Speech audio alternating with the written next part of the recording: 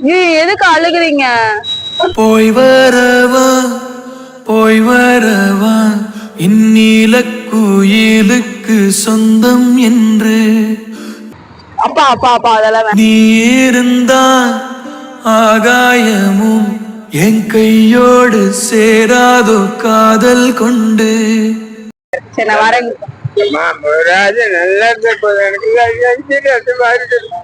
பறவை இரண்டும் வேறுதான், சிறகின் நிறமும் வேறுதான்.